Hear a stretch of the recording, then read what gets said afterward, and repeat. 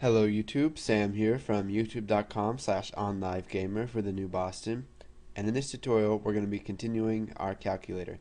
Now if you don't know what you're looking at right now, then you probably need to move back a couple tutorials to see what's going on. So let's go ahead and get started. Now, like I was saying in the last tutorial, what if the person adds two numbers and they get their answer and they just want to keep adding numbers to it? Well, the way we can do this is by creating a global boolean. So we'll just go ahead and type private is adding as boolean, and we'll go ahead and set it equal to false. So what this is going to do is going to check and see if they're continuing adding to their answer. So what we're going to do is we're going to add another and right here. So and is adding equals false. Then go ahead and do this stuff. So now what we're going to do is we're going to add an else if.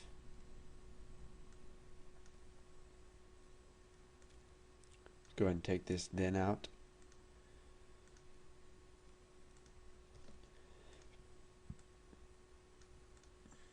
Okay, so we're gonna add an else if to see if they are continually adding.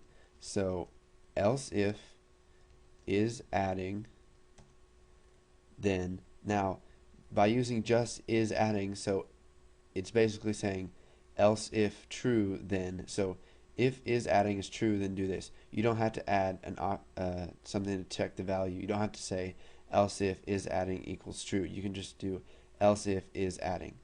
So now what we're going to do is we're going to call add again. So we'll just type, or we'll declare another variable. So dim ants as double, and we'll set it equal to add, and then we will ctype text num1 dot text to a double, and then we'll just go ahead and get the text from the answer field. So text answer dot text, and we want to convert that to a double. Now what we're going to do is text answer dot text is going to be equal to answer dot toString, and we'll go ahead and set this one to dot toString too. Okay, so now if we go ahead and run this, you're going to see that it has first number and second number and answer. So if we type in a first number, 23 plus 10, and click add, we've got 33. Now we can add 3 to this.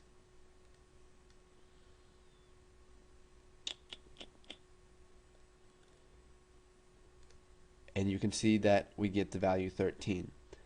Now, the way that we can fix this is by setting is adding equal to false, equal to true whenever they do their first addition. So now if we run this again, you can see that we've got first number 23, second number 10, we can add, we get 33, and if we add 3 to that, we get 36, and we can just keep on adding stuff to our final answer, and we can clear that out when we want to.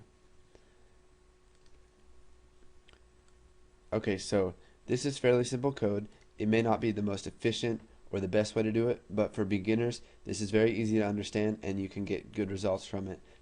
So now what we're going to do is do the same thing for subtraction. So we can just come down here and I'll start it off for you, and what I want you guys to do is go ahead and do it for yourself without having to watch the tutorial. So we'll go ahead and start off with if text num1 dot text dot length does not equal 0, and text num2 dot text dot length does not equal 0. And now what we're going to do is we're going to come up here and we'll create another Boolean variable. So private is subtracting as Boolean, and we'll go ahead and set that equal to false. And then and is subtracting is equal to false, then go ahead and do something. So that should give you guys a good start. And now, one thing that I want to tell you is that it won't revert back to the way it's supposed to be if we click clear in this. And now what we need to do is go ahead and find our button clear, which should be right down here. So whenever they clear, we're just going to go ahead and call the sub revert boolean. So we'll just type revert bool, and I can see that we're going to get an error because we didn't create this.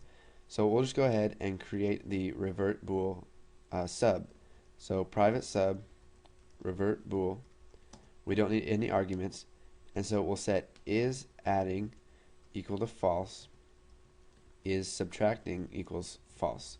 So what this is going to do is if any of these are equal to true, then it's going to go ahead and set them equal to false so that they can use this part right here.